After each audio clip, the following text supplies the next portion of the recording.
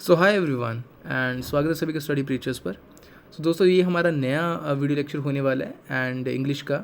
And in this video lecture we will discuss about the pronounce, right. अब देखते हैं important चीज़ें जो पेपर में पूछी जाती हैं प्रोनाउन से, यानी कि इस पर्टिकुलर टॉपिक से कि क्या क्या आपको पेपरों में आ सकता है और आपको किस तरीके से इसको प्रिपेयर करके जाना है। ठीक है, सबसे पहले प्रोनाउन को समझने के लिए यहाँ पे आपको first person, second person and third person के बारे में समझना इम्पॉर्टेंट है। ठीक है, चलिए अगर मैं बात करूँ फर्स्ट पर्सन की कि फर्स्ट पर्सन कौन होता है, फिर मैं बात करूँ सेकंड पर्सन की, ठीक है, एंड देन थर्ड पर्सन। ठीक है, और ये मैं बता दूं जो पहली बार वीडियो देख रहे हैं, देखो ये वीडियोस आपके हैं रिवीजन पर्पस से एंड मैं सारी ही इंपॉर्टेंट चीज़ इसमें टच करवा रहा हूँ आपसे। ऐसा नहीं कि कुछ इंपॉर्टेंट चीज़ छोड़ूंगा, लेकिन थोड़ा फास्ट करवाऊंगा। तो आपने इसको रिवाइज करने के पर्पज़ से देखना है इन वीडियोज़ को, क्योंकि हार्डली अभी 6 से 7 दिन आपके एग्ज़ाम को बाकी हैं, तो रिविजन हो जाएगा आपका। ठीक है, तो फर्स्ट पर्सन की बात करूँ, फर्स्ट पर्सन कौन होता है? जो बात कर रहा होता है। ठीक है, हु इज़ स्पीकिंग। कोई आपसे पूछे फर्स्ट पर्सन कौन होता है, हु इज़ स्पीकिंग, कौन? जैसे आई, जैसे मैं बात कर रहा हूँ, मी, ठीक है, माई, माइन, वी, ठीक है, अस, आर, ठीक है, आवर्स, ये सारे के सारे क्या आपके फर्स्ट पर्सन है। सेकंड पर्सन कौन होता है? जिसके साथ बात हो रही होती है। ठीक है, यानी कि who is spoken to, who is spoken to, spoken to. तो मैं किससे बात कर रहा हूँ? ठीक है, मैं किससे बात कर रहा हूँ मुझे वो बताना। जैसे मैं तुमसे बात कर रहा हूँ अभी, यू, ठीक है, योर, तुम्हारे, योर्स, ठीक है। तो ये आपका सेकंड पर्सन होता है।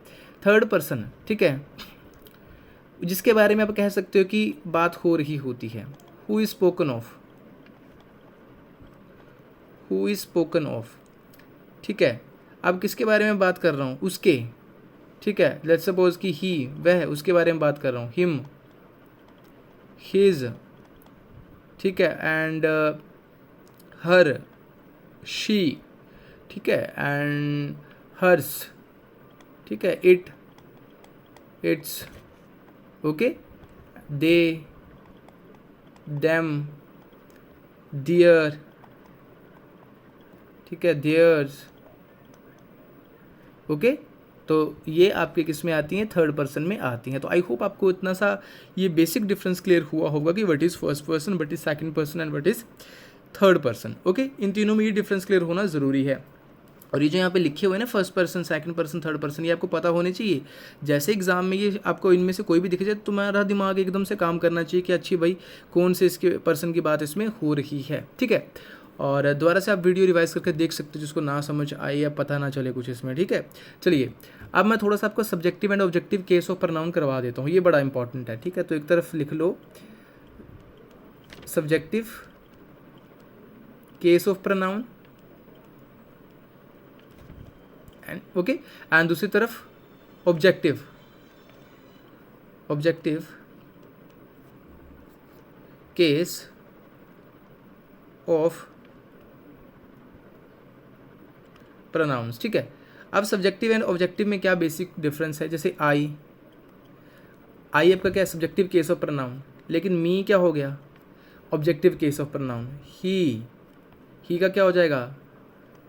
हिम, जैसे शी, उसका क्या हो जाएगा?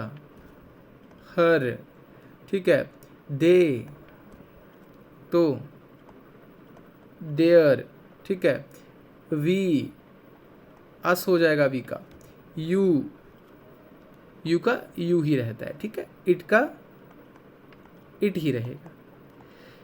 ये क्यों इंपॉर्टेंट है? क्यों इंपॉर्टेंट है? जब आपको कन्वर्जन करना पड़ता है। ठीक है, कन्वर्जन इन द सेंस जब आपको इससे ये बदलना पड़ेगा किसी सेंटेंस में करेक्ट करने के लिए, इससे आपको ये बदलना पड़ेगा, इससे ये बदलना पड़ेगा, इससे ये बदलना पड़ेगा, तब आपको जो है वो ये चीज़ें क्या करेंगी? समझ आएंगी। तो ये chart it's very important.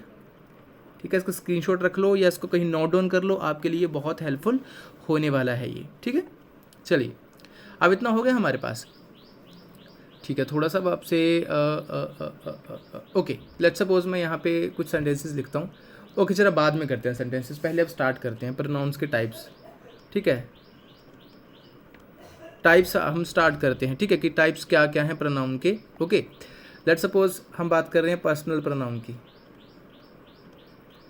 Personal pronoun की देखो, तुम्हें रट्टा नहीं मारना है, टाइप्स याद रखने की कोई ज़रूरत नहीं है, तुम्हें इतना आइडिया होना चाहिए कि जब कोई, अगर मैं पर्सनल प्रोनाउन लिख रहा हूँ, पर्सनल मतलब क्या हुआ, ठीक है, यानी कि किसी पर्सनल यानी कि जो किसी व्यक्ति के नाम की जगह यूज़ होता है, ठीक है। अब मैं कैसे ऐसे कह सकता हूँ, used instead used instead of the name of a person, ठीक है, नेम ऑफ अ पर्सन, व्यक्ति के नाम को ना यूज़ करके जब हम इनका यूज़ करते हैं जिस प्रोनाउन का, उसे क्या कहते हैं, पर्सनल प्रोनाउन। वैसे प्रोनाउन क्या होता है आपको पता है, सर्वनाम होता है जो संज्ञा की जगह यूज़ होता है। ओके, मैंने आपको first person, second person, third person के आपको मैंने एग्जांपल्स दे दिए हैं, इसमें वही आते हैं, first person, second person and third person, यही आते हैं आपके पर्सनल प्रोनाउन में, जो मैंने ऑलरेडी आपको करवा दिए हैं, तो वहाँ से जाके इसको देखो। ओके, ये आपका पर्सनल प्रोनाउन आता है। जब आप किसी व्यक्ति का नाम ना यूज़ करके बेसिकली उसकी जगह क्या यूज़ कर देते हो, आप इन प्रोनाउन को यूज़ करते हो। ओके, चलिए ओके, अच्छा, पर्सनल प्रोनाउन में अब एक बड़ी इंपॉर्टेंट चीज़ मैं आपको करवा देता हूँ कि इनको अरेंज कैसे करना होता है। जब भी first, second and third person की अरेंजमेंट आती है ना, पर्सन की अरेंजमेंट वो कैसे करनी है आपने, that this is very important to you, ठीक है। ये आपको सीखना बड़ा इंपॉर्टेंट है। यहीं से आपको क्या आते हैं, क्वेश्चंस आते हैं पेपरों में, ठीक है, यहीं से क्वेश्चंस आते हैं और यहीं से गलतियाँ होती है। जैसे कि फॉर एग्जांपल, जब भी याद रखना रूल नंबर 1, जब भी किसी पॉजिटिव चीज़ की बात हो रही हो सेंटेंस में, ठीक है, या फिर किसी अच्छी चीज़ की बात हो रही हो, ठीक है, या कोई न्यूट्रल सेंस में बात हो रही हो, न्यूट्रल सेंस में बात हो रही हो, यानी कि इससे क्या पता चल रहा है कि नेगेटिव चीज़ की बात ना हो रही हो, तो आपने कैसे इन पर्सन्स को अरेंज कैसे करना है, जो भी इसमें दिए होंगे वाक्यों में, 2 3 1, ठीक है, 3 1 2 1 या 2 3, क्या पता चल रहा है, इसको ध्यान से देखोगे ना, ये आपका बेसिकली मेन फार्मूला 2 3 1। अब 2 3 1 से क्या पता चलेगा आपको, देखो हमेशा या तो आप इस तरीके से अरेंज कर दो उनको, या अगर 2 दिए हैं आपके पास, 3 ना दे के 2 अगर दिए हैं आपके पास, तो कैसे करोगे, यानी कि सेकंड थर्ड फर्स्ट पर्सन ना दे के सेकंड, अगर फर्स्ट दिया है तो ऐसे अरेंज कर दोगे, अगर थर्ड और फर्स्ट पर्सन दिया तो इस तरीके से करोगे, और अगर सेकंड और थर्ड दिया तो इस तरीके से करोगे। यानी कि अगर तुम्हें ये पता है ना 2 3 1 अरेंज ऐसे ही करना है, मतलब ऐसा नहीं कर देना, इसको पहले नहीं ले आना, इसको इस तरीके से नहीं, आपको सीक्वेंस वाइज चलना है, ठीक है। ओके, इसकी काइंड ऑफ, जैसे आप मैथ्स में प्रोबेबिलिटी निकालते हो ना, उस तरीके से निकालनी है ये, ठीक है। एक तो ये आ गया आपका रूल। दूसरा रूल नंबर 2, ठीक है, जब नेगेटिव सेंस में बात हो रही हो, नेगेटिव या बैड सेंस में बात हो रही हो किसी सेंटेंस में, ठीक है, तब आपकी अरेंजमेंट कैसे हो जाएगी, फिर आपकी अरेंजमेंट हो जाएगी 1 2 3। आप खुद अरेंज करो जरा, प्रोबेबिलिटी जैसे ऊपर निकाली, तो क्या 2 3 भी हो सकती है, 1 2 भी हो सकती है, 1 3 भी हो सकती है, ठीक है, इसी से निकाल ली सारी मैंने, सामने पता चल रहा है, ठीक है, ये पता चल गया यहाँ पे। चलिए, अगर ये पता चल गया, अरेंजमेंट आपको पता चल गई, तो यहाँ पे मैं कुछ सेंटेंसेस लिखता हूँ जरा, ठीक है, यहीं पे लिख देता हूँ कुछ सेंटेंसेस, जैसे you he and I R friends,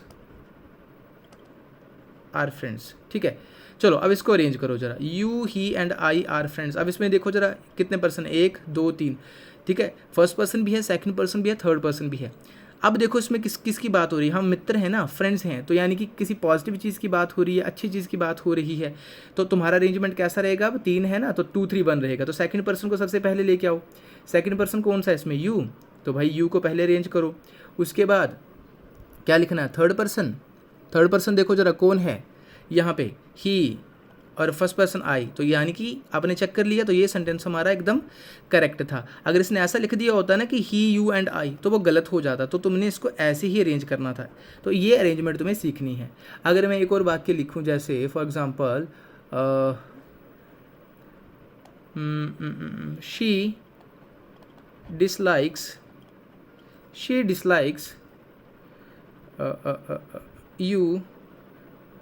dislikes you me and him.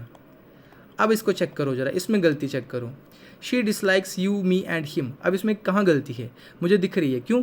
अब यहाँ पे क्या बात करी है इसने, डिसलाइक्स, यानी कि एक बैड सेंस में बात हुई है, एक नेगेटिव सेंस में बात हुई है। तो शी डिसलाइक्स यू तो क्या आ जाएगा, शी डिसलाइक्स। तो क्या करना सबसे पहले, अरेंजमेंट 3 दिए है ना, तो फर्स्ट पर्सन फर्स्ट इसमें से कौन सा बताओ जरा, यू मी एंड हिम में से फर्स्ट पर्सन कौन सा है, तो मी है ना। तो सबसे पहले क्या आएगा, शी डिसलाइक्स मी, उसके बाद सेकंड पर्सन यानी कि यू एंड हिम, ये अरेंजमेंट सही रहेगी, ये गलती थी, इसने यू पहले लिख दिया था, सेकंड पर्सन पहले लिख दिया था, हालांकि होना क्या था कायदे से ये वाला। ठीक है, आई होप आपको इतना समझ आया होगा, I am assuming that so. ठीक है, चलिए इतना क्लियर हुआ। अब हम बात करेंगे रिफ्लेक्सिव प्रोनाउन की। ठीक है, अगला एक इम्पॉर्टेंट है reflexive pronoun. Reflexive pronoun, reflexive pronoun में क्या होता है, आप कह सकते हो जब सेम पर्सन जो होता है सब्जेक्ट एंड ऑब्जेक्ट होता है, same person is subject and object, ये बस याद रखना, same person is subject and object. ठीक है, ओके। जैसे for example, I hurt myself, मैंने ये लिख दिया आई हर्ट माई सेल्फ। ठीक है, आई हर्ट माई सेल्फ, या दे एंजॉयड देमसेल्व्स,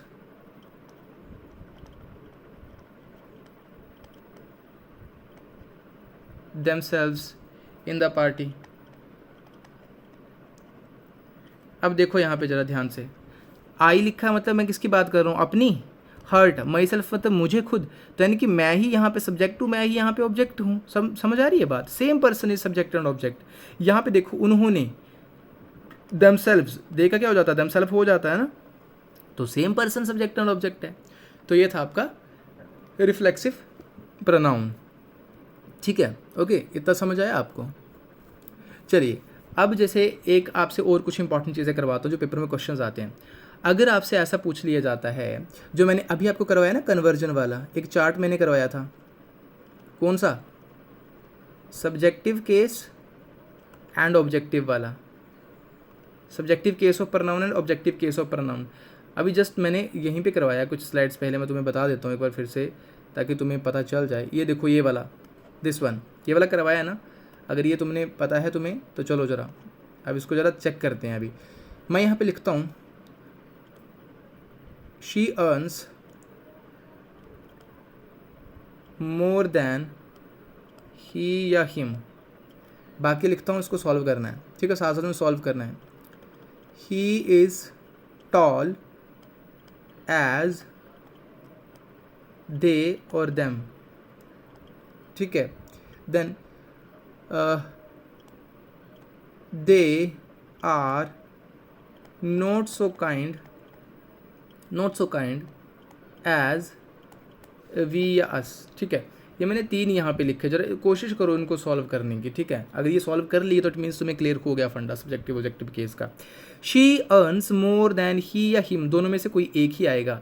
अब बताओ जरा, मैंने क्या बोला था, आपने इन वाक्यों में क्या देखना है। ठीक है, इन वाक्यों में आपने क्या देखना है, देखो थोड़ा सा मैं आपको और बता दूं, अगर इन वाक्यों की एक पहचान भी क्या होती है, एक पहचान मैं अगर आप तुम्हें बता दूं, यहाँ पे लिख रहा हूँ ये चीज़, इनको इसे रूल ऑफ कंपैरिजन भी बोलते हैं।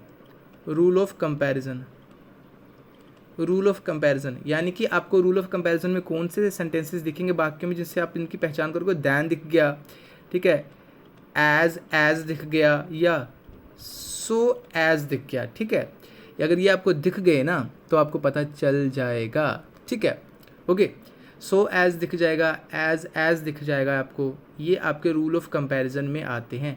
उन वाक्यों का आप बोलोगे भैया ये रूल ऑफ कंपैरिजन में आता है। ठीक है, अब इसमें तुम देखो दैन दिख रहा है तुम्हें, ठीक है, एज भी दिख गया तुम्हें यहाँ पे, ठीक है, सो दिख रहा है यहाँ पे, एज दिख रहा है ना, ये वाला देखो। एक बात और याद रखना, जो सो एज होता है ना वो हमेशा नेगेटिव सेंस में यूज़ होता है।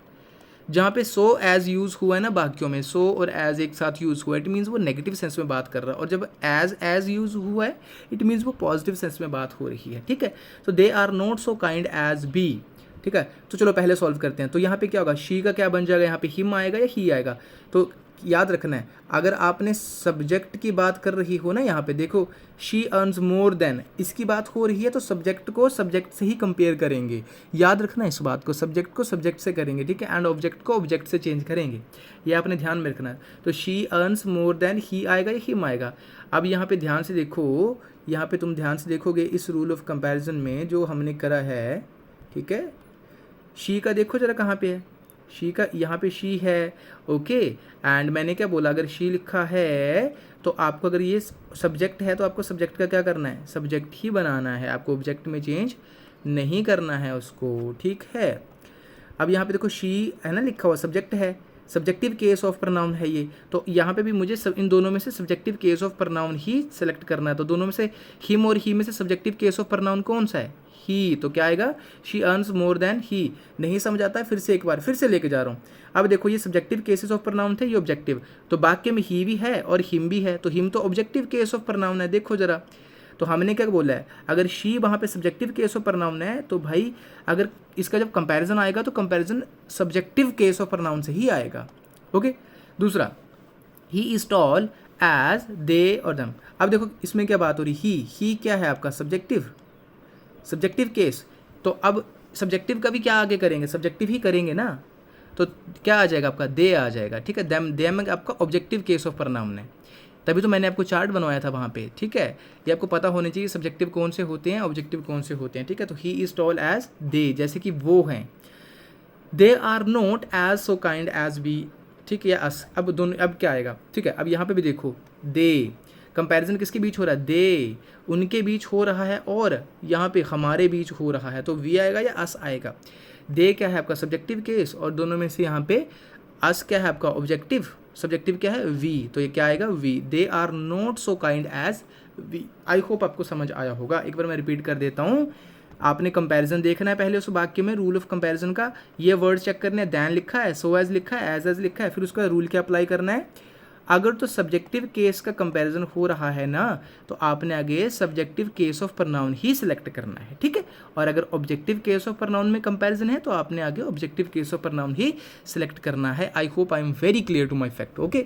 इस तरीके से देखो पेपर में सवाल आते हैं और आपको सही करने पड़ेंगे, ये तभी बनेगी बात कुछ, ठीक है। चलिए जी, अब अगर मैं इंपॉर्टेंट और चीज़ की बात करूँ, जैसे कि ओके, चलिए मैं आपको वही चीज़ें करवा रहा हूँ जो पेपरों में आती हैं, जिस तरीके से पेपरों में सवाल आते हैं, ठीक है। अब एक बात आता है, अगला रूल आप क्या याद रखोगे प्रोनाउन में, रूल क्या, रूल जब भी इमेजिनरी चीज़ों की बात आती है, जब सेंटेंस में किसी इमेजिनरी चीज़ की बात करी हो, अनरियल चीज़ की बात करी हो, या अनलाइकली सिचुएशन की बात हो, अनलाइकली सिचुएशन की बात हो, अनलाइकली, ये अगर चीज़ें हैं और आप आइडेंटिफाई कैसे करोगे, आप पूछोगे सर आइडेंटिफाई कैसे करेंगे इन चीज़ों को, तो आपको उन वाक्यों में कुछ ऐसे वर्ड्स दिख जाएंगे, जैसे इफ़ दिख जाएगा, इफ़ ओनली दिख जाएगा तुम्हें वहाँ पे, आई विश दिख जाएगा, ठीक है, आई विश दिख जाएगा, सपोज दैट दिख जाएगा, ओके, सपोज दैट दिख जाएगा, एज इफ़ दिख जाएगा, एज दो दिख जाएगा, ठीक है, एज दो दिख जाएगा।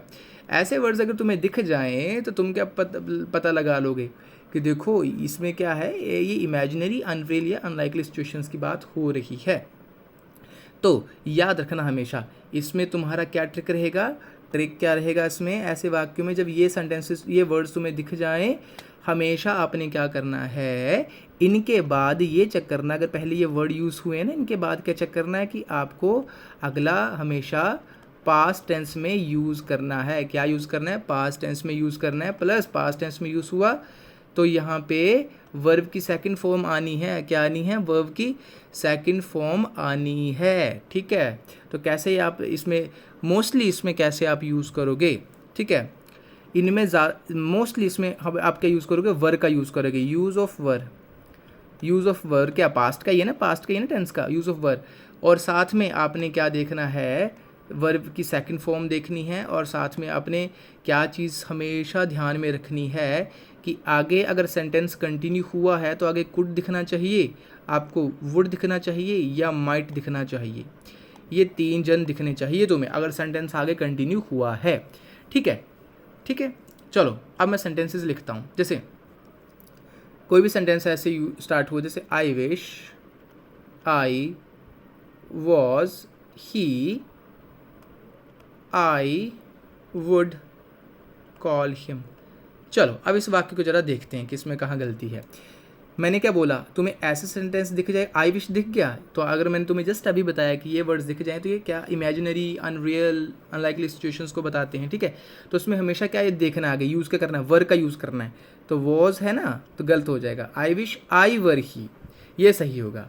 आई विश आई वर ही, मैंने बोला ना इसके आगे हमेशा वर का यूज़ करना, आई वर ही। आई वुड, देखो कोमा के बाद कंटिन्यू हुआ ना सेंटेंस, तो मैंने बताया था कि अगर सेंटेंस कंटिन्यू हो आपका तो आपको 3 देखने हैं, चेक करने हैं। वुड होना चाहिए यूज़, या आपका कुड यूज़ होना चाहिए, या माइट यूज़ होना चाहिए। इनके अलावा अगर कुछ भी है तो वो क्या हो जाएगा, वो गलत हो जाएगा, ठीक है। तो देखो सही लिखा है ना, तो ये गलती थी यहाँ पे। चलिए एक और वाक्य लिख के देखते हैं, उससे क्लियर कर लेते हैं, ठीक है। She talks as if she was a queen, right? Another sentence, he orders as though he was my master। चलिए अब इनको जरा देखो, अब तो आई होप आप आइडेंटिफाई कर ही लोगे।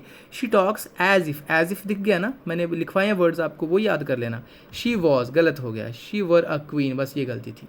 ही ऑर्डर्स एज दो, दिख गया ना, एज दो आपको ये दिख गया। ही वॉज नहीं, ही वर माई मास्टर, बस सिंपल सी बात। अगर ये वर्ड्स तुम्हें दिख गए ना, जो मैंने तुम्हें लिखवाए हैं ऊपर, ये दिख गए ना अगर तुम्हें वर्ड्स, तो भैया फिर तो चक्कर ही कोई नहीं, वर का यूज़ करो। और अगर सेंटेंस कंटिन्यू हुआ कोमा के बाद आगे, तो ये चेक करो 3 वर्ड्स, बस समझ आई बात। ये बड़ा इंपॉर्टेंट रूल था। एंड ट्रस्ट मी, ये आपको क्लासेस में आपके टीचर्स नहीं करवाएंगे, बड़ा मुश्किल हो जाएगा, ठीक है। तो फटाफट से ये रिवीजन में ये वीडियोस देख लो, तुम्हें बड़ा मज़ा आएगा, ठीक है। चलिए अगला रूल, यूज़ ऑफ इट। ये सब के सब हम प्रोनाउन में ही कर रहे हैं, यानी कि इट को एज अ प्रोनाउन की तरह कब यूज़ करोगे, इट को एज अ प्रोनाउन कब यूज़ करोगे। कुछ केसेस बनते हैं, ठीक है, जब हम सिंगुलर नॉन लिविंग चीज़ों की बात कर रहे होते हैं, सिंगुलर नॉन लिविंग थिंग्स की बात कर रहे होते हैं, ठीक है, या सिंगुलर एनिमल्स की बात कर रहे होते हैं। सिंगुलर एनिमल्स की बात, ये चीज़ें ध्यान में रखनी है, सिंगुलर एनिमल्स की बात हो रही है, ठीक है। या फिर इसको किसी बेबी के लिए एज अ प्रोनाउन की तरह यूज़ कर सकते हैं, ठीक है, किसी चाइल्ड के लिए एज अ प्रोनाउन की तरह यूज़ कर सकते हैं। कब, when gender is not specified, gender is not specified या नॉट मैंशनड, जब उसका जेंडर मेंशन नहीं करा है, आपको पता नहीं है, बेबी की बात हो रही है चाइल्ड की, लेकिन ये नहीं पता कि बेबी बॉय है या बेबी गर्ल है, ठीक है, तब आप क्या करोगे, आप इट का यूज़ करोगे उस केस में, ठीक है। किसका यूज़ करोगे, आप इट का यूज़ करोगे उस केस में, ठीक है। इसके अलावा और भी होते हैं कुछ, जैसे फॉर एग्जांपल किसी चीज़ को एम्फेसाइज करने के लिए, टू एम्फेसाइज समथिंग। एम्फेसाइज का मतलब होता है किसी चीज़ पे फोकस करना, किसी चीज़ पे प्रकाश डालना, फोकस डालना, उस चीज़ पे प्रेशर डालना, मतलब किसी चीज़ पे, ठीक है, तब भी आप इसका यूज़ करते हो, इट का यूज़ कर सकते हो, ठीक है। और द सेम की जगह भी यूज़ हो जाता है, द सेम, ठीक है, इसको भी रिप्लेस कर सकते हो तुम, किससे, इट से रिप्लेस कर सकते हो द सेम को। तो आई होप आपको ये यूजेस इट के पता चल गए। चलो अब वाक्य कर लेते हैं साथ साथ में 1-2, फिर ज़्यादा समझ आएगा, ठीक है। आई होप तब आपको मज़ा आएगा कि हाँ भाई क्या आपने पढ़ा। जैसे मैं यहाँ पे लिखूँ, the baby has broken dash toy. अब देखो जरा, बेबी इसने मेंशन करा कि लड़का था लड़की नहीं, तो क्या यूज़ होगा, इट का यूज़ होगा यहाँ पे प्रोनाउन। तो यहाँ पे इट लिख दूँ, the baby has broken it toy, क्या बना, इट कुछ बना नहीं, एस लगा दो भाई, the baby has broken it's toy, ठीक है। तो अब वो उसने क्या गलती तुम्हें पेपर में दी होगी, वो क्या लिखा होगा, उसने लिखा होगा the baby has broken his toy, नहीं गलत हो जाएगा, नॉट हिज टॉय, इसमें मेंशन नहीं है ना लड़का लड़की, तो इट्स टॉय, ठीक है। जैसे फॉर एग्जांपल एक और लिख देता हूँ, ओके लिखो, the team is playing with their unity. अब बताओ क्या गलती है, गलती कहाँ, पता समझ आ गया, ये गलत है यहाँ पे। The team is playing with, ठीक है, the team is playing with its unity, with its unity. ठीक है, तो यहाँ से क्या पता चला कि कलेक्टिव नाउन की जगह भी यूज़ होता है। ये क्या, कलेक्टिव नाउन की जगह भी यूज़ होता है। ठीक है, कब कब, एक याद रखना, एज अ कलेक्टिव नाउन भी यूज़ होता है इट, लेकिन कब, जब वो एक सिंगुलर आइडिया देते हैं। कब, जब वो सिंगुलर आइडिया, तो यहाँ पे सिंगुलर आइडिया था ना कि टीम क्या कर रही है, एक यूनिटी की तरह खेल रही है, यानी कि सिंगल यूनिट की तरह। अगर आपने मेरा नाउन का वीडियो देखा होगा उसमें मैंने समझाया है कलेक्टिव नाउन के केस में सिंगल यूनिट की तरह जब काम कर रही हूँ या अलग अलग काम कर रही हूँ तब कैसा यूज़ करते हैं। ठीक है, बात समझ आ रही है, यहाँ पे वही चीज़ें रिपीट होती हैं।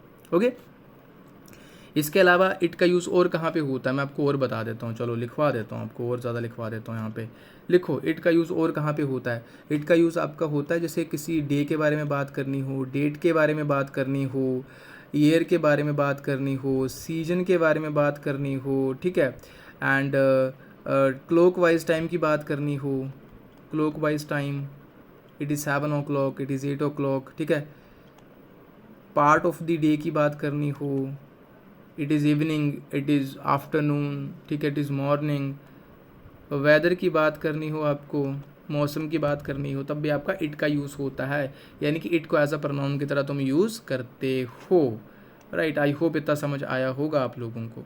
ठीक है, चलिए, जैसे यहाँ पे एक वाक्य लिखता हूँ, I bought a car and sold the same at 20% profit. अब इसमें देखो ज़रा क्या लिखा है, एंड सोल्ड द सेम, तो मैंने क्या बोला, द सेम को रिप्लेस करके भी आप क्या कर, इट का यूज़ कर सकते हो। तो अगर ऐसा लिखोगे ना, I bought a car and sold it at 20% profit, वो ज़्यादा अच्छा लगेगा ग्रामेटिकली। ठीक है, ओके। फिर मैंने करवाया था कि टू एम्फेसाइज समथिंग, यानी कि जब आप किसी चीज़ को प्रेशर देते हो, किसी पे फोकस करते हो। ठीक है, जैसे कि वाक्य लिखता हूँ, it is I who help people, it is I who help people. अब यहाँ पे देखो ज़रा तुम, ये मैं हूँ जो लोगों की मदद करता हूँ, इट इज़ आई, तो मैं यहाँ पे किस पे फोकस कर रहा हूँ, अपने आप पे ना, it is I who help people, ये मैं हूँ जो लोगों की हेल्प करता हूँ। तो कहाँ से स्टार्ट हुआ आपका वाक्य, इट से स्टार्ट हुआ, तो हुआ ना। ठीक है, तो यही मुझे आपको बताने का मेन पर्पज़ है ये। एक और जैसे it was he who called us, तो देखो स्टार्ट हुआ ना इट से, ये वो था जिसने हमें कॉल किया था। ठीक है, बात समझ आ रही है। ठीक है, तो ये इस तरीके से आपको जो है वो ध्यान रखना है। ठीक है, इट से स्टार्ट करने हैं ये वाले, जब एम्फेसाइज करना है किसी चीज़ को तो आपने इट से स्टार्ट करनी है। ठीक है, चलिए अगला हमारा नेक्स्ट प्रोनाउन आता है demonstrative pronoun. Demonstrative pronoun, demonstrative pronoun देखो नाम से क्लियर है, डेमोन्स्ट्रेट करना किसी चीज़ को। ठीक है, तो कैसे वर्ड्स आप यूज़ करते हो उसमें, ये दिस का यूज़ करते हो, दीज का यूज़ करते हो, या दैट का यूज़ करते हो, दोज का यूज़ करते हो, इन्हीं का यूज़ करते हो ना आप लोग। दिस और दीज का यूज़ कब होता है, जब आप जो स्पीकर है वो अपने आसपास की वस्तुओं को ऑब्जेक्ट कर उनको पॉइंट आउट करने के लिए यूज़ करता है इनको, two point out the objects, ऐसे लिखोगे, point out the objects which are near to the speaker, जो स्पीकर के आसपास हैं। ठीक है, और दैट और इनका यूज़ कब करोगे तुम लोग, ठीक है, जब जो दूर होते हैं, फार फ्रॉम स्पीकर, बात समझ आ रही है, फार फ्रॉम स्पीकर, तब आप किसका यूज़ करोगे, तब आप किसका यूज़ करोगे, आप दैट या दोज का यूज़ करते हो। आई होप इतना समझ आया है आप लोगों को। ओके, जैसे मैंने, अगर मैं बोल दूँ आपको ऐसे कि give me this pen, it means जब मैं कह रहा हूँ तो वो पेन मेरे आसपास है। ठीक है, तो मैं स्पीकर हूँ ना, मेरे आसपास है, तो मैं क्या यूज़ करूँगा, this, give me this pen. अगर मैंने ये बोला कि गिव मी दैट बुक, तो तुम मेरे बिना बोले समझ जाओगे दैट के यूज़ को ध्यान में रखते हो कि अब वो किताब मेरे से थोड़ा दूर है, फार फ्रॉम द स्पीकर। ठीक है, तो ये बेसिक आपको आइडेंटिफिकेशन जो है वो होनी चाहिए। ठीक है, ओके। चलो चलिए कुछ इसके सेंटेंसेस और कर लेते हैं, जैसे पेपरों में जो आ सकते हैं आपको, ठीक है।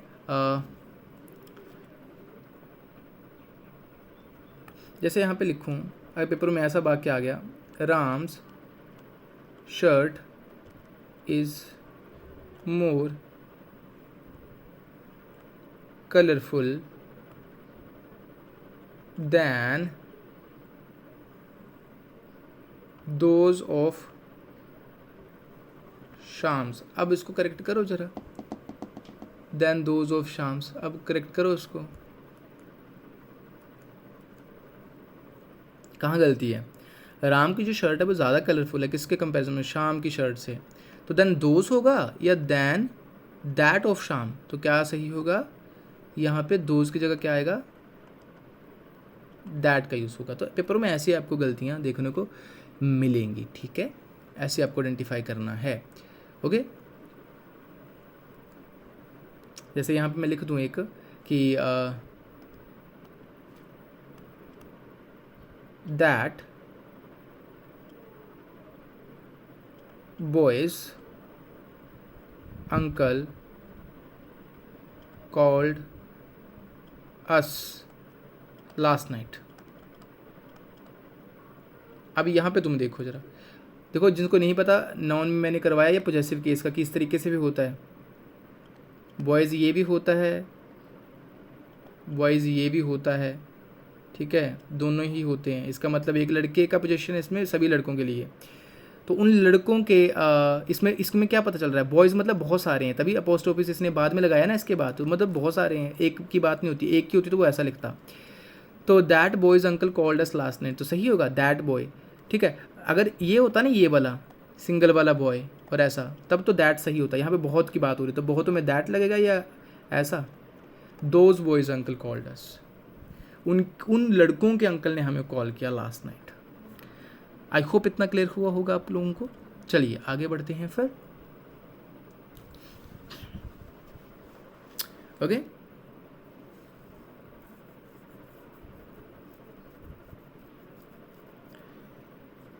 चलिए यूज़ ऑफ दिस,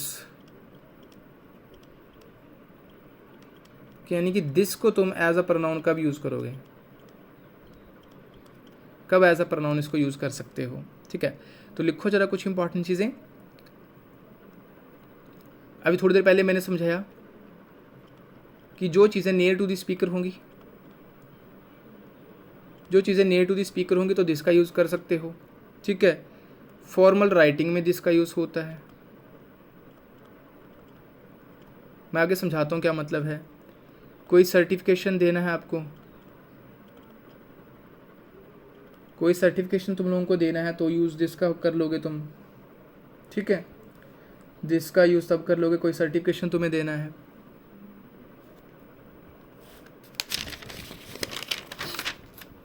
या फिर कोई इनविटेशन देना है तुम्हें, इनविटेशन है, कोई नोटिस देना है, ठीक है, कोई स्टेटमेंट या डिक्लेरेशन है, या डिक्लेरेशन है, ओके, या इंट्रोडक्शन है, इंट्रोडक्शन है, ठीक है। तो आपका किसका यूज़ होगा यहाँ पे? दिस का यूज़ होगा। अब दिस का यूज़ किस तरीके से होगा ज़रा देखते हैं। फॉर्मल राइटिंग में आपका दिस का यूज़ हो जाएगा। नॉर्मल जो कोई आप राइटिंग लिख रहे हो फॉर्मल, सर्टिफिकेशन में तो कैसा लिखते हो? This is to certify, this is to certify, तो ऐसे स्टार्ट करते हो तो इसका यूज़ होता है इसमें। इनविटेशन तो कैसे लिखते हो? अपने कार्ड वगैरह देखेंगे शादियों के, दिस इज़ टू इनवाइट, ऐसे स्टार्ट हो जाता है। Notice, this is to notify, to this is to notify you, ठीक है, या this is to inform you. या स्टेटमेंट डिक्लेरेशन में क्या होता है? This is to state, this is to declare that, ठीक है। तो दिस से स्टार्ट हुआ ये भी। इंट्रोडक्शन में जैसे this is Ram my brother, normally हम क्या कहते हैं, he is Ram my brother, नहीं, अगर करेक्टली ग्रामेटिकली करेक्ट करना है, so this is Ram, this का यूज़, क्योंकि इंट्रोडक्शन दे रहे हो आप उसकी, तो this is Ram my brother. I hope इतना क्लियर हुआ होगा। दैट का यूज़ कहाँ कहाँ हो सकता है तो पेपरों में देख लोगे।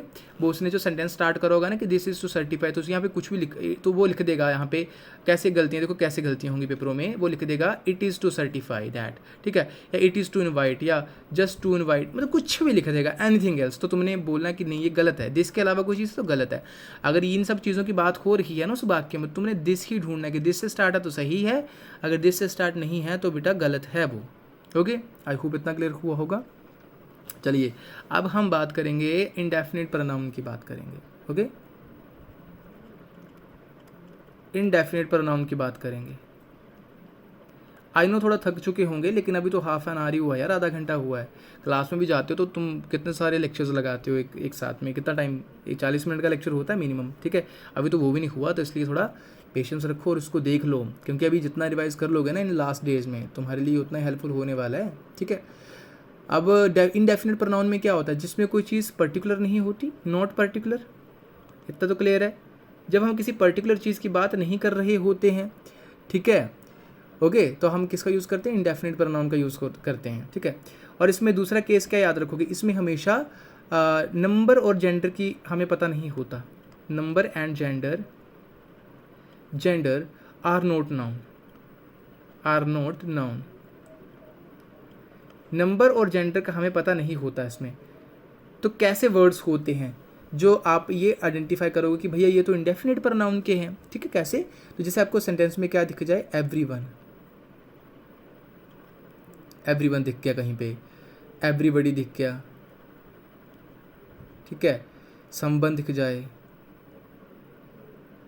ठीक है, समबडी दिख जाए, ठीक है, नो वन दिख जाए, नोबडी दिख जाए, ओके, एनीवन दिख जाए, एनीबडी दिख जाए, ओके, एंड ईच एवरी दिख जाए, ईच एवरी दिख जाए।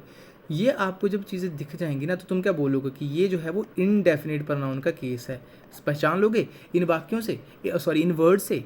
तो देखो ये आपको पहचान करनी पड़ेगी दोस्तों, ये पहचान करनी पड़ेगी तभी पेपर में सॉल्व कर पाओगे, ऐसे थोड़ी होता ग्रामर, ठीक है। जब ये दिख जाए तुम्हें वर्ड्स, तुम डायरेक्टली बोलोगे कि हाँ ये तो कोई पर्टिकुलर चीज़ की बात नहीं हो रही। अगर बाकी में उसने लिखा कि एवरीवन, कोई किसी पर्टिकुलर बंदे की बात हो रही है, नहीं, क्या किसी नंबर की बात हो रही है, नहीं, क्या कोई जेंडर स्पेसिफाई होता है इन सभी वर्ड से, सम एवरीबडी में मेल भी आते हैं फीमेल भी आते हैं, तो कैसे जेंडर स्पेसिफाई होगा, ठीक है। चलिए कुछ वाक्य लिखता हूँ मैं यहाँ पे तुम्हें, तो आई थिंक तुम्हें समझ आ जाएगा। जैसे हाँ हाँ हाँ, एक चीज़ तुम्हें बतानी है, जैसे अभी अगर ये तुम्हें वाक्य दिख जाएं, जैसे जो अभी मैंने तुम्हें बताए, ये वर्ड्स तुम्हें दिख जाएं सारे के सारे, तो इसमें तुमने एक याद रखनी है चीज़, क्या याद रखनी है, जो तुमने ग्रामेटिकली पेपरों में क्या चेक करनी है, वर्ब हमेशा सिंगुलर लगानी है, क्या, वर्ब हमेशा सिंगुलर लगानी है, याद रखना ध्यान से। और इसका जो प्रोनाउन आएगा ना, वो आपने हमेशा मैस्कुलिन सेंस में यूज़ करना है। किस सेंस में, मैस्कुलिन सेंस में, मैस्कुलिन मतलब मेल सेंस में यूज़ करना है।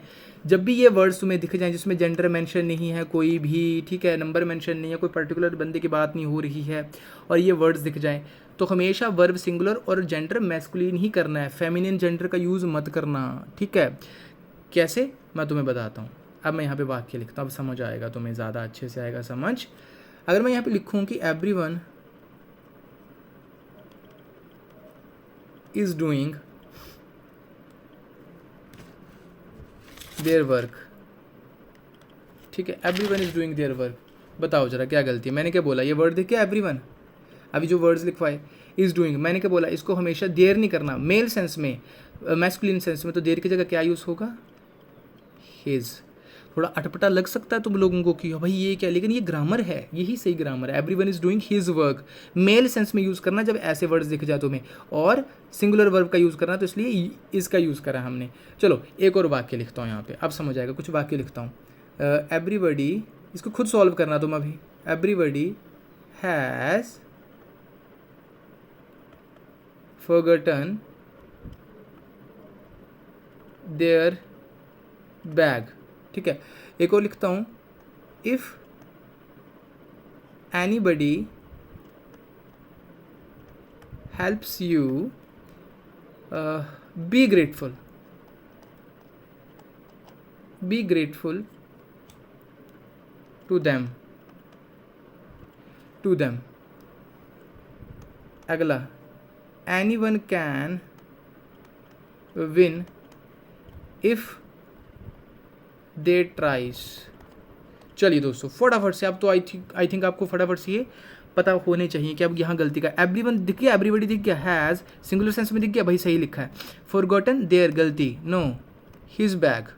मेल सेंस में, आंखें बंद करके मेल सेंस में, कोई फालतू नहीं सोचना। इफ एनीबडी, एनीबडी दिख गया, helps you, be grateful to them, no then. Male sense में बी ग्रेटफुल टू हिम, ठीक है। एनीवन कैन विन, हर कोई जीत सकता है। इफ दे गलत हो गया, एनीवन दिख गया ना।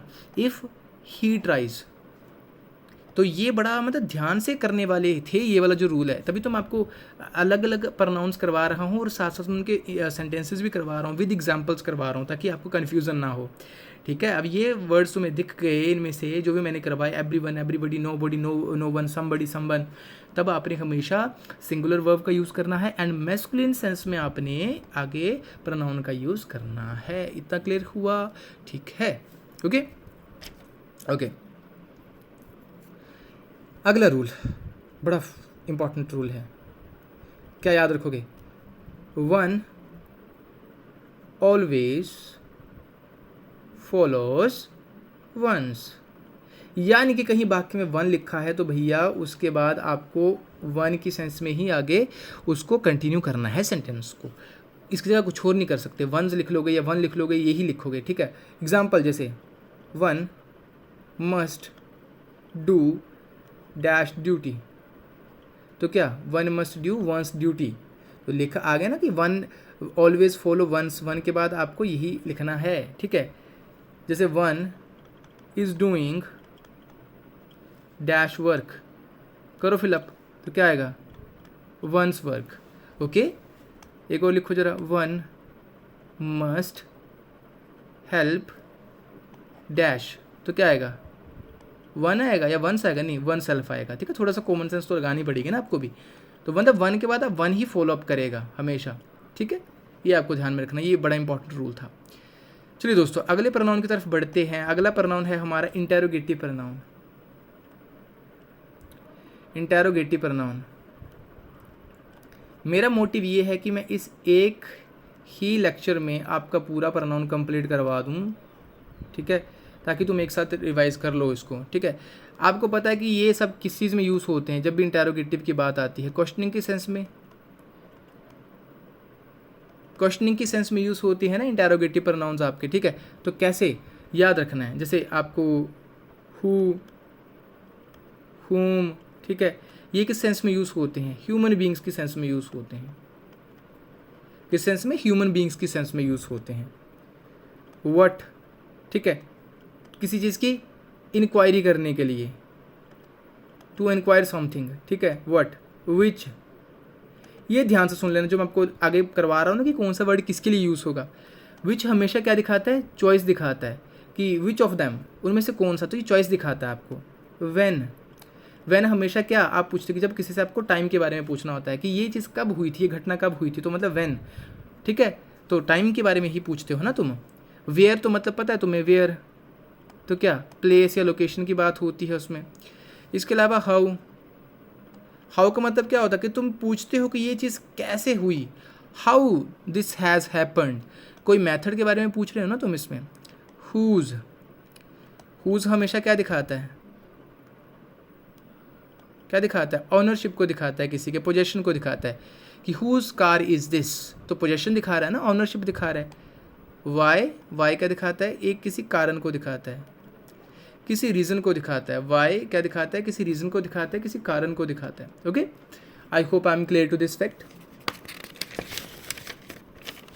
एक सेकेंड, ओके, चलिए अब मैं कुछ वाक्य लिखता हूँ यहाँ पे। जैसे फॉर एग्जाम्पल मैंने लिखा हु या whom wrote the letter, wrote the letter. चलिए अब बताओ, हु आएगा हुम आएगा, ठीक है, या हु या whom should I vote for, बताओ जरा, whom या who या whom should I vote for. ठीक है, अब देखो इनमें who whom wrote this letter, ये लेटर किसने लिखा। ठीक है, एक ह्यूमन बींग्स की बात हो रही है ना, ऑब्वियस सी बात है ह्यूमन लिखेंगे, whom नहीं आएगा यहाँ पे, हु किसने लिखा ये। ठीक है, और एक बात हमेशा भी याद रखना कि हु हमेशा डूअर की सेंस में यूज़ होता है, डूअर मतलब जो काम करता है, और हु हमेशा रिसीवर की सेंस में होता है यूज़, रिसीवर की सेंस में होता है यूज़।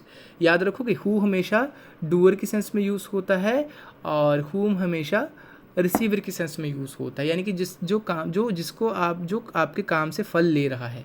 तो इसमें पता चल गया किसने काम किया, तो हु यूज़ करोगे।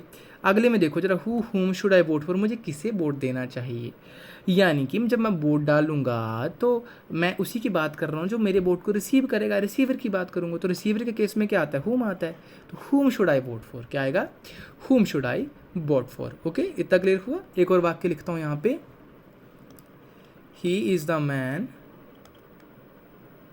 ही इज़ द मैन हु या whom I called, who या whom I called, he is the man who या whom I called। अब बताओ इसमें ज़रा क्या सही होगा, he is the man, यही वो बंदा है जिसे मैंने बुलाया था, जिसे मैंने फ़ोन किया था। तो who I called नहीं होगा, नहीं, whom I called, whom I called। ठीक है, जिसे मैंने कॉल किया था, यानी कि जो मैंने कॉल किया ना, तो उसको रिसीव किसने किया, उसने, तो वो रिसीवर हुआ और मैं डूअर हुआ। ठीक है, तो ही भी डूअर के सेंस में यूज़ होता है। ठीक है, ये बस थोड़े से आप पेपरों में इन चीज़ों का ध्यान रखना। ओके,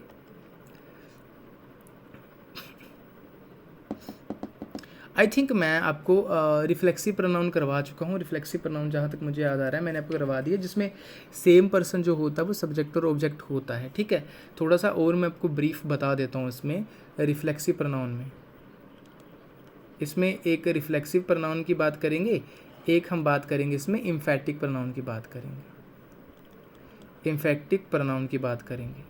ठीक है, दोनों की बात करेंगे, इसमें इंपॉर्टेंट है दोनों के दोनों ये। ठीक है, जैसे फॉर एग्जांपल रिफ्लेक्सिव में जब क्या होता है, सब्जेक्ट एंड ऑब्जेक्ट ये क्या होते हैं, सेम पर्सन। मैंने बता दिया ना आपको स्टार्टिंग में लेक्चर में। ठीक है, जैसे आई हर्ट माई सेल्फ। ठीक है, तो ये पता है आपको, जैसे फॉर एग्जांपल मैंने बोल दिया कि राज हर्ट्स हिमसेल्फ, राज ने अपने आप को हर्ट किया। तो देखो राज ने अपने आप को, तो दोनों एक सेम ही पर्सन है, सब्जेक्ट ऑब्जेक्ट। ठीक है, ओके। अच्छा, एक बात, अब रूल क्या है यहाँ पे, जो रिफ्लेक्सिव प्रोनाउन है, ध्यान से सुनना, मैं रिफ्लेक्सिव प्रोनाउन की बात कर रहा हूँ। I am talking about reflexive pronoun, not एम्फैटिक का भी। ठीक है, रिफ्लेक्सिव में याद रखो कि ये रिफ्लेक्सिव प्रोनाउन का यूज़ कब आता है, हमेशा they are written after the verb. ठीक है, ठीक है, याद रखना, they are always written after the verb, ये वर्ब के बाद ही लिखे जाते हैं। फॉर एग्जाम्पल अगर मैं ऐसे लिखूँ कि शी पेंटेड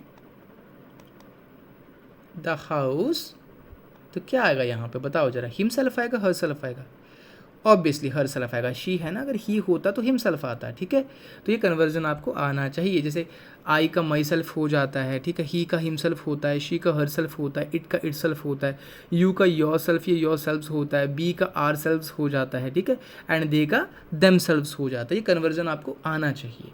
ठीक है, जिसको नहीं पता चला होगा तो एक बार रिपीट करके सुन लेना। She painted the house her self. अब इसमें देखो जरा, समझाता हूँ। शी क्या आ गया आपका, सब्जेक्ट है, पेंट करना क्या है, वर्ब है, कोई क्रिया हुई, एंड हाउस ये क्या आ गया आपका रिफ्लेक्सिव प्रोनाउन। ओके, तो वर्ब के बाद हुआ ना यूज़, मैंने क्या बोला, ये हमेशा वर्ब के बाद ही यूज़ होता है, तो ये ध्यान में रखोगे क्या। ठीक है, चलिए अब मैं बताता हूँ एम्फैटिक प्रोनाउन के बारे में आपको। एम्फैटिक में क्या, थोड़ा सा गेम है, वो चेंज हो जाता है। ठीक है, ये हमेशा रिटर्न आफ्टर सब्जेक्ट, बट क्या डिफरेंस है रिफ्लेक्सिव से, बिफोर वर्ब। वो वर्ब के बाद लिखा जाता है, ये बिफोर वर्ब से पहले लिखा जाता है और सब्जेक्ट के बाद में।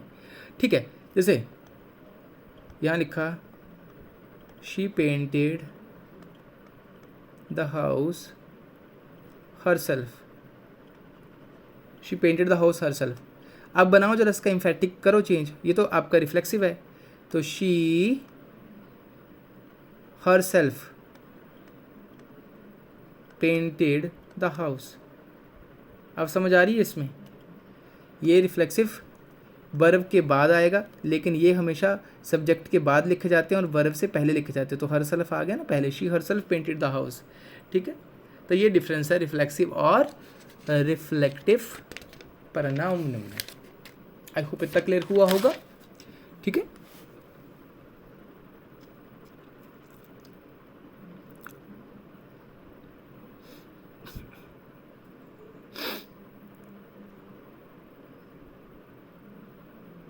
ओके चलिए जी, चलिए अब यहाँ पे आपको रिलेटिव प्रोनाउन के बारे में इंफॉर्मेशन देता हूँ कुछ। नेक्स्ट हमारा आएगा, ओके मैं भी थक गया हूँ यार टू बी वेरी ऑनेस्ट, लेकिन मुझे कंप्लीट करवाना है एक ही लेक्चर में, ताकि तुम्हारा टाइम वेस्ट ना हो भाई यहाँ पे, क्योंकि टाइम आप वेस्ट नहीं कर सकते हो। ये रिवीजन चल रही है तुम्हारी। रिलेटिव प्रोनाउन, रिलेटिव का मतलब क्या होता है, क्या याद रखोगे, एक रूल याद रखोगे इसका, written after, they are written after noun, noun के बाद यूज़ होते हैं, और प्रोनाउन, रिटन आफ्टर नाउन और प्रोनाउन, इनके बाद and gives us extra information, gives us extra information about it. About it किसके बारे में, अबाउट दैट नाउन और प्रोनाउन, उसके बारे में कुछ एक्स्ट्रा इन्फॉर्मेशन देते हैं। तो फॉर्मूला क्या बन गया तुम्हारे पास, पहले क्या लिखा जाएगा, नाउन लिखा जाएगा या प्रोनाउन लिखा जाएगा, फिर आपका रिलेटिव प्रोनाउन आ जाएगा, एंड देन एक्स्ट्रा इन्फॉर्मेशन। तो ये तुम्हारा थीम बन गया कि तुम्हारे पास फॉर्मूला आ गया किसी सेंटेंस का, आ गया ना तुम्हारे पास फॉर्मूला किसी सेंटेंस का ये, ओके। चलिए जैसे फॉर एग्जांपल यहाँ पे लिखता हूँ, Ram comma my friend is very nice. देख रहे हो तुम इसमें, Ram my friend is very nice. अगर इसको मैं ऐसे लिखूँ, Ram who is my friend, who is my friend is very nice, Ram who is my friend is very nice, ठीक है। तो देखो जरा यहाँ पे क्या हुआ, राम क्या आ गया आपका, नाउन है, उसके बाद हु क्या आ गया आपका, रिलेटिव प्रोनाउन, ठीक है, इज़ वेरी नाइस, या एक्स्ट्रा इन्फॉर्मेशन। बात समझ आ रही है, ठीक है। लेकिन अब इन केसेस में ये पता लगाना है कि हु का यूज़ कहाँ करना है, दैट का यूज़ कैसे करना है, वो सब चीज़ें आपने अब सीखनी है आगे, ठीक है। Sorry sorry sorry sorry sorry sorry, एक सेकंड रुकना ज़रा यार, मुझे सेट करने देना। हाँ जी चलो, अब हु का यूज़ कहाँ करना है, ये बड़ा इंपॉर्टेंट है, ये बहुत इंपॉर्टेंट है, हम बोर मत होना, इसको ध्यान से करना। हु का यूज़ हमेशा ह्यूमंस के लिए होता है, याद रखना, ह्यूमंस के लिए और डेफिनेट केस के लिए। ह्यूमंस होने चाहिए और डेफिनेट केस होना चाहिए वो, ठीक है। तो ये हु का यूज़ होगा तब। अब पेपरों में ना यहाँ पे दिक्कतें आती हैं, बहुत ज़्यादा दिक्कतें आती हैं, मैं कह रहा हूँ तुम्हें। हु का यूज़ कहाँ, ह्यूमंस और डेफिनेट केस में। तुम दैट का यूज़ कराओगे कहीं पे हु का, कहीं पे विच का, वो गलत हो जाएगा। जैसे the man who teaches us is absent. अब यहाँ पे तुम देख रहे हो, द मैन हु टीचेस अस, जो हमें पढ़ाता है, इज अब्सेंट, ये एक्स्ट्रा इन्फॉर्मेशन आ गई, ये नाउन आ गया द मैन, और ये क्या आपका रिलेटिव प्रोनाउन। अब कोई बंदा ही पढ़ा रहा है ना आपको, तो इनकी हु का यूज़ होगा, और ये भी डेफिनेट केस ही है ना, उसको पता है कि द मैन, जो बंदा हमें पढ़ाता है वो आज अब्सेंट है, यानी डेफिनेट है वो, उसको पता है कि किसी डेफिनेट बंदे की बात कर रहा है यहाँ पे, ठीक है। ये ऐसा भी हो सकता है, जैसे for example he is the man, he is the man who teaches us, हमें surety he is the man, वही वो बंदा है, he is the man who teaches us. तो यहाँ पे मैं क्या याद यूज़ कर रहा हूँ, पेपरों में क्या लिखेगा वो दैट लिख देगा, वो यहाँ पे दैट का यूज़ करेगा तुम्हें, ठीक है, या विच लिख देगा, विच टीचेस अस, गलत हो जाएगा। द श्योरिटी है ना इसमें, डेफिनेट केस की बात हो रही है और ह्यूमन बीइंग की, तो हु का यूज़ होगा यहाँ पे। आई होप इतना क्लियर हुआ होगा। अब आते हैं दैट का यूज़ पे कि दैट कहाँ यूज़ करना है। हु को तो पता चल गया। दैट का यूज़ हमेशा दोस्तों याद रखना इनडेफिनेट केस में। किसमें? इनडेफिनेट केस में हमेशा तुम दैट का यूज़ करोगे। किस केस में? इनडेफिनेट केस में। जैसे फॉर एग्जांपल मैं लिखूं कि this is not the man, this is not the man who teaches us, who teaches अस। अब बताओ जरा कहाँ गलती है। तुम फटाफट से गलती पहचान लोगे कि सर यहाँ पे तो हुई बात है नॉट द मैन, यानी कि ये किसकी बात हो रही है? एक इंडेफिनिट केस की बात हो रही है, डेफिनेट की तो नहीं हो रही। तो यहाँ पे हु कैसे आएगा? गलत हो जाएगा। यहाँ पे क्या आएगा? दैट आएगा। This is not the man that teaches us. अगर ऐसे होता this is the man that teaches us तो वो गलत होता, तब आना था who. This is the man who teaches अस, क्योंकि डेफिनेट केस की बात हो रही है उसमें। ठीक है, आई होप इतना क्लियर हुआ होगा तुम्हें। ठीक है, ओके। अब जैसे फॉर एग्जाम्पल एक और वाक्य लिखता हूँ। जैसे मैंने लिख दिया कि अगर ऐसा आता है पेपर में, where is the man who teaches us, who teaches us, where is the man who teaches, वो बंदा कहाँ है? अब यहाँ पे हु आएगा, या वेयर की जगह ऐसे आ जाए कि हु इज द मैन। तो इनडेफिनेट केसेस की बात हो रही है, तो यहाँ पे हु कभी नहीं आना, यहाँ पे हमेशा दैट आना है। जब इनडेफिनेट केस की बात होती है हमेशा दैट का यूज़ होता है। बात समझ आ रही है? ठीक है, अब सीखते हैं विच का यूज़ कहाँ पे होता है।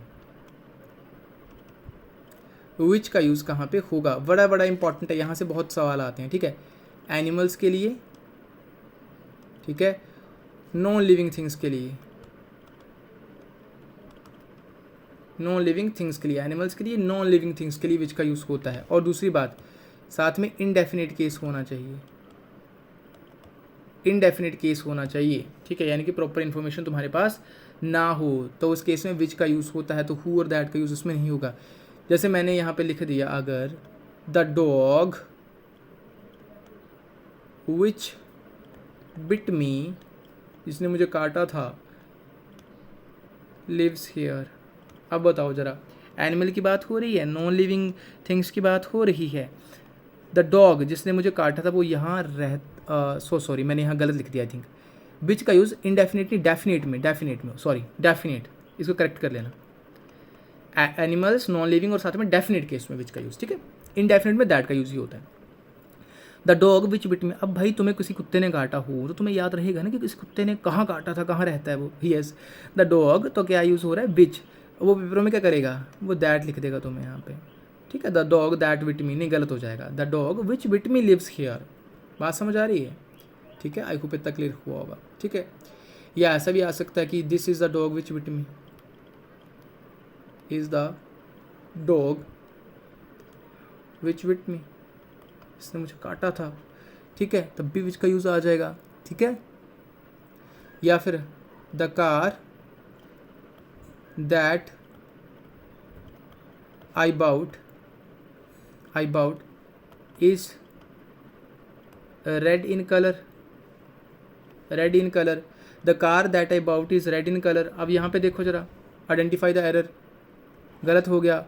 The car that I bought, मुझे पता है ना मैंने कौन सी कार खरीदी है, और मुझे ये भी पता है वो रेड इन कलर है, यानी कि डेफिनेट इन्फॉर्मेशन की बात हो रही है। और कार क्या है? एक नॉन लिविंग, तो इसकी जगह क्या यूज़ होगा? Which. The car which I bought is red in colour. बात समझ आ रही है ये वाला? ठीक है, तो ये आपको समझनी है चीज़ें। ओके, दैट तो मैंने समझा दिया आपको, इनडेफिनेट केस में यूज़ होता, तो मैं बार बार इसका यूज़ नहीं करूँगा। इसके अलावा विच के यूजेस और भी होते हैं। कहाँ कहाँ यूज़ होता है एक बता देता हूँ फटाफट से। एज अ इंटेरोगेटिव प्रोनाउन भी होता है।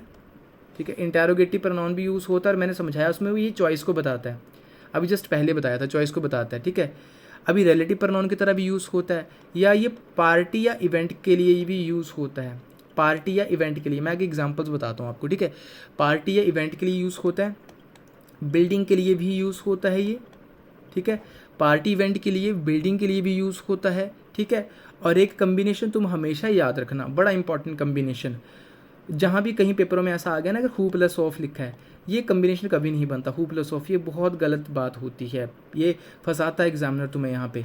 हमेशा किसका कम्बिनेशन सही होता है, विच प्लस ऑफ का कम्बिनेशन सही होता है। किसका, विच प्लस ऑफ का कम्बिनेशन। हु प्लस ऑफ का कम्बिनेशन गलत होता है, तुम्हें फंसाने के लिए बनाता है कम्बिनेशन ये वाले। बात समझ में आ रही है? तो कहाँ कहाँ यूज़ होता है, इंटेरोगेटिव प्रोनाउन जहाँ चॉइस बताता है, पार्टी इवेंट के लिए, बिल्डिंग के लिए, विच और ऑफ का कम्बिनेशन। मैं क्यों, और मैं तुम्हें वाक्य यहाँ पे लिख देता हूँ ज़रा, फिर तुम्हें क्लियर हो जाएगा कि मैं क्या बात कर रहा हूँ, ठीक है। जैसे Ram's party which was today got postponed। अब देखो, राम की पार्टी जो आज थी वो पोस्टपोन होगी। किसकी पार्टी, राम की पार्टी, राम्स पार्टी। तो यहाँ पे क्या लिख देगा वो, दैट वॉज टूडे, या कुछ और लिख देगा, तो गलत हो जाएगा ना। यहाँ पे क्या है, एक पार्टी, एंड मैंने क्या बोला, पार्टी इवेंट के साथ हमेशा क्या लगता है, विच लगता है, ठीक है। यस, तो क्या यूज़ करोगे, विच का यूज़ करोगे, ठीक है। बेडिंग होगी, पार्टी इवेंट, कुछ भी ऐसा इवेंट हुआ तो विच का यूज़ ही करना उसके आगे, ठीक है। बिल्डिंग जैसे, ठीक है, जैसे फॉर एग्जांपल मैं बोल दूँ कि this is the house in which I was born, ठीक है। तो इन विच बिल्डिंग की बात हो रही है ना, इस घर की बात हो रही है, ठीक है। जैसे विच प्लस ऑफ का कम्बिनेशन मैंने बता दिया, जैसे sorry, Ram will not decide who plus which, इस तरीके से पेपर में आएगा, who plus which of his servants would stay,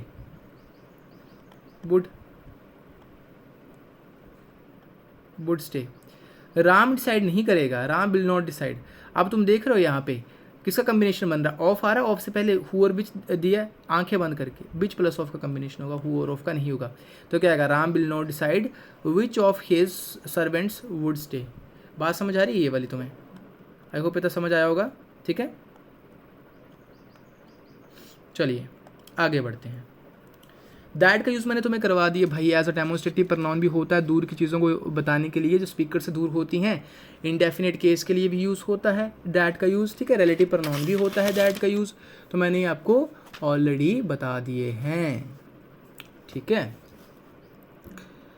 और बॉडी पार्ट्स के लिए भी यूज़ होता है दैट का यूज़, ठीक है। जैसे जो आपने सुनी होगी, जैसे कहावतें होती हैं, प्रोवर्ब्स वगैरह जो होती हैं, उनमें कोई और नहीं यूज़ करना। जैसे uneasy lies the head, uneasy lies the head, that, ये देखो आया ना use, that bears the crown, अब इसको तुम बोलोगे मीनिंग क्या है, मीनिंग क्या है यार, मीनिंग यही है कि भाई अगर तुम अपने अच्छे से मेहनत करते हो, दिमाग खपाते हो अपना, चीज़ों को गहन तरीके से सोचते हो अच्छे ध्यान से, तभी तुम आगे कल को जाके राजा बन सकते हो। तो दैट का यूज़ होता है। तो हेड की बात हो रही है ना, मतलब बॉडी पार्ट की बात हो रही है, ठीक है। और एक बात और याद रखना, एब्स्ट्रैक्ट नाउन के केस में भी दैट का यूज़ होता है। किसमें, एब्स्ट्रैक्ट नाउन के केस में। एब्स्ट्रैक्ट नाउन्स कौन सी होती हैं, अगर तुमने वो लेक्चर देखा होगा मेरा, जिसमें हम किसी फीलिंग की बात करते हैं, इमोशन की बात करते हैं, वो एब्स्ट्रैक्ट नाउन्स होती हैं, ठीक है। तो वो सब हमारा करेज, ऑनेस्टी, डिसऑनेस्टी, ये सब चीज़ें एब्स्ट्रैक्ट नाउन में आती है। उसमें भी किसका यूज़ करते हो, दैट का। जैसे for example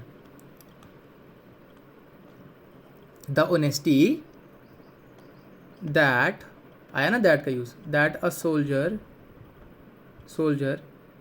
has is above suspicion. That का यूज़ हुआ ना। द ऑनेस्टी क्या है आपकी, एब्स्ट्रैक्ट नाउन है, ठीक है। तो इसके साथ ही हमेशा क्या यूज़ होगा, दैट का यूज़ होगा। या ऐसा बोल दूँ मैं, the love which they show is real, the love which they show is real। देखो गलती कहाँ पे है, मुझे तो सामने दिख जा रही है। यहाँ पे क्या, लव क्या है, एक एब्स्ट्रैक्ट नाउन है ना, फीलिंग है, विच नहीं आएगा, दैट दे शो। तो इस तरीके से पेपरों में आपको गलतियाँ होंगी, ठीक है, और तुम्हें ये आइडेंटिफाई करने हैं, ओके। इसके अलावा कुछ और तुम्हें वर्ड्स दे देता हूँ मैं अच्छे से। इन वर्ड्स को, सॉरी थक गया हूँ भाई मैं अभी, ध्यान में रख लेना, ठीक है। जैसे all, none, any, anything, nothing, the same, ठीक है, the only, the few, the little. अगर ये वर्ड्स तुम्हें दिख गए ना जहाँ पे भी, ऑल, नन, एंड, ये जो मैंने लिखे यहाँ पे, इनके साथ भी हम हमेशा क्या यूज़ करोगे, दैट का ही इस्तेमाल करोगे। कैसे करोगे अभी समझा देता हूँ, ठीक है। अब जब इतना टाइम रुके ही हो तो समझ के जाओ। जैसे there is none, none dash can help us. क्या दिखा, नन दिखा, नन दिखा, यहाँ पे क्या यूज़ होना है, दैट कैन हेल्प अस। बात समझ आ रही है। एक और लिख देता हूँ, इफ़ देयर